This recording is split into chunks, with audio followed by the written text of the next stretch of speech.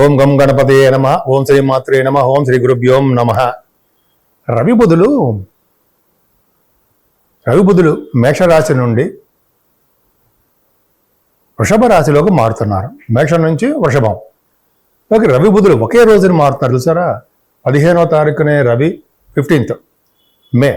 అలాగే బుధుడు కూడా అంతే, 15th of మేలో వృషభ రాశిలోకి వస్తున్నారు. మిత్రక్షేత్రంలోకి వస్తున్నాడు బుధుడు. సరే, అది పక్క పెడితే 12 రాశుల వారికి మేషం నుంచి అలాగే మీనరాశి వరకు ఎలా ఉంటుందో తెలుసుకుందామండి. ముందు కన్యారాశి వాళ్ళకి మీ రాశ్యాధిపతి భాగ్యస్థానం ఉండమో 12th house లార్డ్ భాగ్యంలో ఉన్నాడు. అంటే అర్థం ఏంటి తెలుసా అండి? 12 ఇంటి వాడు 9వ ఇంట్లో ఉన్నాడు రవి బుధులు అన్నారంటే ఖచ్చితంగా మీరు ఫారిన్ కంట్రీస్ వెళ్తారు. ఉన్నతమైన విద్య రీత్యా ఫారిన్ కంట్రీస్ వెళ్ళి తీరుతారు. మీ సినిమా షూటింగ్ల రీత్యా, మీ పర్సనల్ పనుల రీత్యా, మీ సొంత పనులు అంటాం కదా, అది విద్య రీత్యా. అలాగే మీకు ఇంజనీరింగ్ విద్య కూడా వస్తుంది. ఇంజనీరింగ్ అంటారు సారా, ఆ విద్య, మెడిసిన్ విద్య, ఇలాగ భాగ్యస్థానం వృద్ధి అవుతూనే ఉంటుంది, ధన ప్రాప్తి కలుగుతూ ఉంటుంది. నాన్నగారికి చాలా బాగుంటుంది. నాన్నగారు ఫారిన్ కంట్రీస్ వస్తారు. బుధుడు, మీ రాశాధిపతి బుధుడు భాగ్యంలో ఉండడం వల్ల భాగ్యం, నిరంతర భాగ్యం వృద్ధి అవుతుంటుంది. దేవతలందు, దేవుడి యందు భక్తి శ్రద్ధలు కలిగి ఉంటారు మీరు. అలాగే కుమారులు కూడా కలిగి ఉంటారు. కుమారులు పడతారుండే. మీకు కుమారులు పడడం కాకుండా తండ్రి సొమ్ము, మీ సొమ్ము కలిగి ఉంటారట. అంటే నాన్నగారు డబ్బులు, మీ డబ్బులు కలిసి హాయిగా ఖర్చు పెడుతూ ఉంటారు. అది నేను చెప్పడం కాదు, శాస్త్రం చెప్తోంది. అది గొప్ప అదృష్టం అండి. మీ కులంలో అంటే మీ అరౌండ్ మీ ఫ్యామిలీలో మీరు మంచి ప్రఖ్యాత చెందిన వ్యక్తిగా తయారవబోతున్నారు. గౌరవ మర్యాదలు పొందబోతున్నారు. అలాగే రేబుదుల కాంబినేషన్ వలన తీర్థయాత్రలు చేయబోతున్నారు మీరు. అలాగే మీ వ్యాపారాలు అద్భుతంగా రాణించడానికి అవకాశాలు ఎక్కువ ఉన్నాయి. రఘుబుధులు ఉన్నారు, భాగ్యంలో ఉన్నారంటే వాళ్ళ జాతకం చూసుకోక్కర్లేదండి. అలాగే మీ తండ్రి గారికి కూడా ఆయుర్దాయం ఎక్కువ ఉండడము, తండ్రి గారికి అంటే ఆయుష్ కలిగి ఉండడము, తండ్రి గారికి ఆరోగ్యంగా ఉండడము, అలాగే మీరు చదివే చదువులు అద్భుతంగా ఉండడము. ముఖ్యంగా రఘుబుధులు దశమంలో ఉన్నారు, భాగ్యంలో ఉన్నారంటే వేదశాస్త్ర విద్యలో బాగా రాణించడానికి, సివిల్ సర్వీసెస్లో బాగా రాణించడానికి రవి వలన. అలాగే ఫైనాన్స్ విద్య, ఫైనాన్స్ అంటే మీకు తెలుసు కదండి, సిఏ సిఎంఏ ఇలా పాస్ అవ్వడము, అలాగే మీ మంచి మంచి ఉద్యోగాలు సెటిల్ అవ్వడము, మీ వ్యాపారాభివృద్ధి దినదిన ప్రవర్ధన అవ్వడం, ఇలా చెప్పుకుంటే చాలా ఉంటుందండి. రవి బుధుడు మీకు చాలా యోగవంతంగా ఇవ్వబోతున్నారు. కానీ రవి మీకు మంచివాడు కాదు, 12 భావాలకు అయ్యాడు. కానీ 9వ భావం నుండి రవి బుధుడితో కలిసాడు కాబట్టే మీకు యోగాన్ని ఇస్తున్నాడు. 10th house lord 9th house లో ఉన్నాడు. మీరు చేస్తున్నటువంటి ఉద్యోగంలో పేరు ప్రఖ్యాతులు పొంది తీరుతారు. పలానా వ్యక్తి అంటే మంచి పేరు ఉంటుంది అని అర్థం. నా పేరు డాక్టర్ వాడ్రేవ్ అన్నారంటారు అండి. మీరు మీ జాతకాలు చూపించుకోవాలనుకుంటే మీకైనా సరే, మీకు తెలిసిన బంధువులైనా సరే, ఎవరైనా సరే అండి, నా మీద నమ్మకంతో చూపించుకుంటే మీ date of birth, time of birth, place of birth 3 ఉండాలండి. 3 ఉంటే అద్భుతమైన ఫలితాలు వస్తాయి. చాలామందికి ఏంటంటే వీసా స్టాంపింగ్ అవ్వట్లేదని విదేశాల్లో అనుకుంటుంటారు.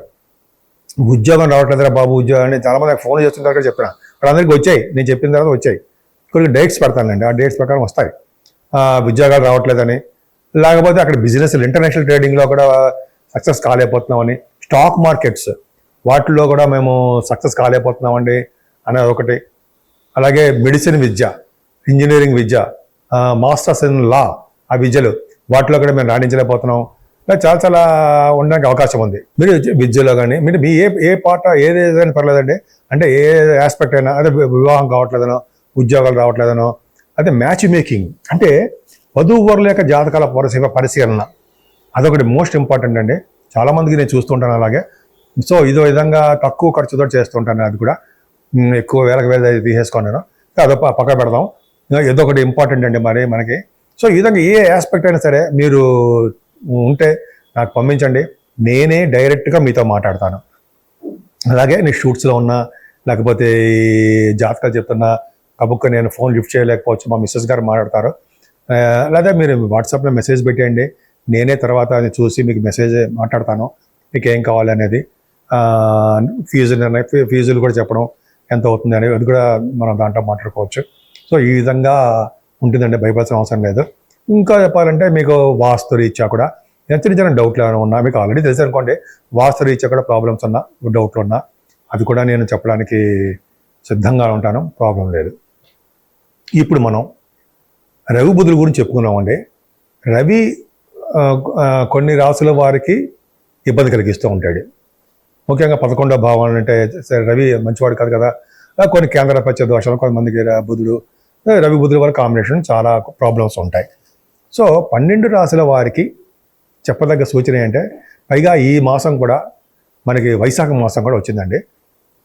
మేషరాశి నుంచి మీనరాశి వారి వరకు కూడా ఈ 15 అంటే మనకి రవి బుధుల కాంబినేషన్ 15 నుంచి వచ్చింది కాబట్టి అది వైశాఖ మాసం అవుతుంది. వైశాఖము అధిక జ్యేష్ఠ మాసాలు ఉంటాయి. సో ముఖ్యంగా మనం చేయవలసిన పూజలు ఏంటంటే సూర్య భగవాను యొక్క ఆరాధన. సూర్య భగవానుడు నమస్కార ప్రియుడు.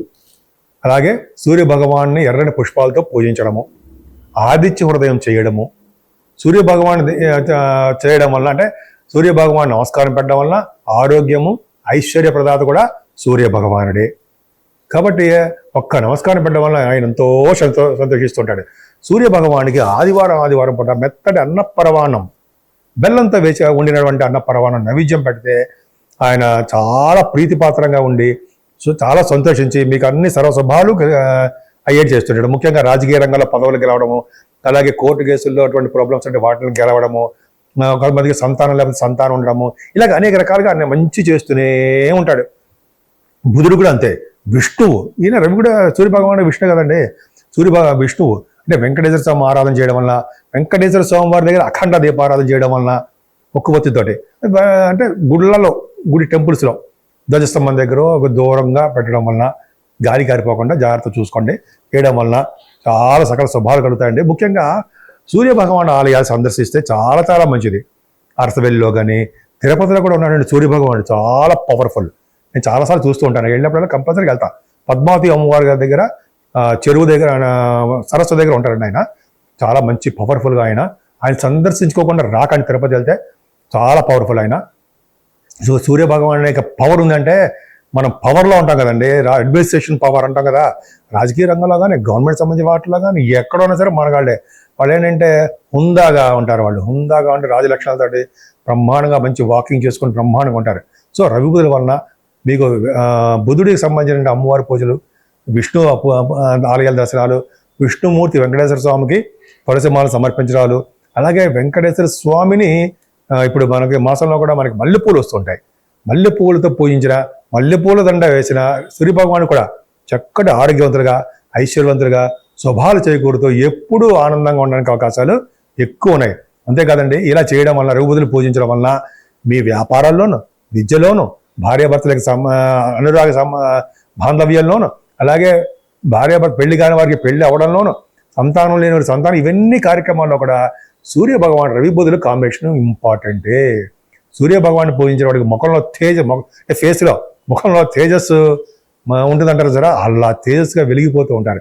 ఈ విధంగా మీరందరూ కూడా బాగుంటారని రవి బుధుల యొక్క అంటే సూర్య భగవాన్ నారాయణుడు విష్ణుమూర్తి యొక్క ఆశీస్సులు ఎప్పుడూ ఉండాలని, నేను మీ మీద మీ కుటుంబ సభ్యుల మీద ఆయనకు ఆశీస్సులు ఉండాలని మనస్ఫూర్తిగా కోరుకుంటున్నాను.